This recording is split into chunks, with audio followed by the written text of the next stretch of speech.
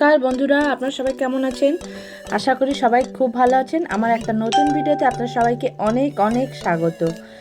প্রথমেই সকালে উঠে একদম ফ্রেশ হয়ে চলে এলাম সোজা রান্নাঘরে। এটা কি বানাচ্ছি বলুন তো? ছেলের জন্য কিন্তু টিফিন বানাচ্ছি। টিফিনে কি বানাচ্ছি এটা কেউ কি বুঝতে পারছেন? সবাই কিন্তু বুঝতে পারছেন। এটা হচ্ছে ডিমের ভুজিয়া বানাচ্ছি। তো ছেলের জন্য ডিমের ভুজিয়া বানাচ্ছি, আর টিফিনও আমাদের খাওয়া হবে, সব একসঙ্গেই বানানো হচ্ছে সকালে।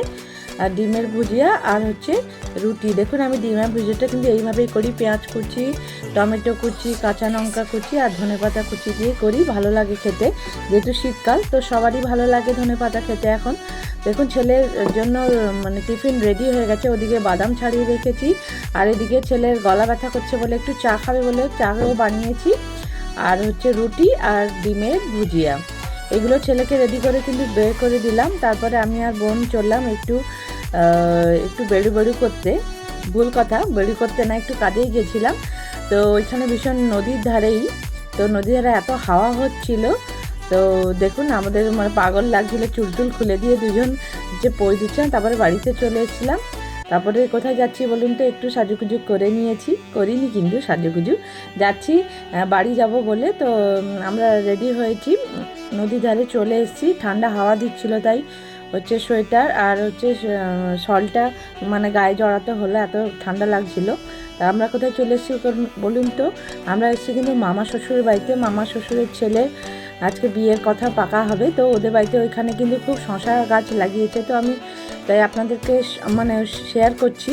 শশা এত ধরেছে, তো আমি ভিডিও করছিলাম দেখে আমার দেওয়ার কিন্তু আবার তুলে আমাকে দিল অনেকগুলো।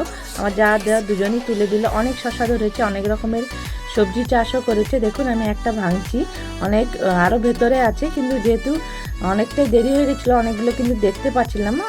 ওদিকে কিন্তু আমার দেওয়ার কিন্তু হচ্ছে শশা বাগানে শশা তুলতে ব্যস্ত। তো আমি কিন্তু দেখাই শশা গাছগুলো কত ভালো হয়েছে। আর ওদিকে আমার যা কিন্তু একটা প্যাকেটে ভরছে, আরও অনেকগুলো শশা তুলেছিল।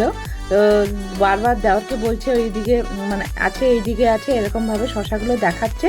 আর দেওয়ার কিন্তু একদম ফ্রেশ শশা তুলে দিচ্ছে। গাছ থেকে ফল খেতে অবশ্যই ভালো লাগে, সবারই ভালো লাগে, আমারও খুব ভালো লাগে।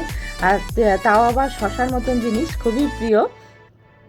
তারপরে আমরা এখানে শশা খোঁজাখুঁজি চলছে, আর ওদিকে যাও কিন্তু বলে দিচ্ছে এদিকে ওদিকে আছে বলে, ও খুঁজছে। আমরা তিনজন মিলে কিন্তু শশা খুঁজে অনেকগুলোই প্রায় শশা তুলে নিয়েছি।